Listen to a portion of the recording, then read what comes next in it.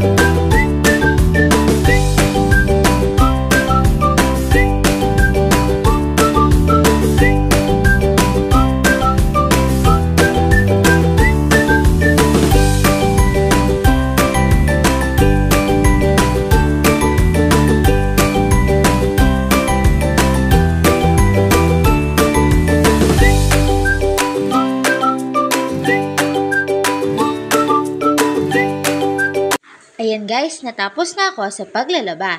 Isasampay ko na siya sa maaraw na pwesto para mabilis matuyo. Update ko na ulit kayo sa mga susunod kong video. That's all for today guys. If you like our video, don't forget to buy us a cup of Coke or coffee and see you next time. Bye!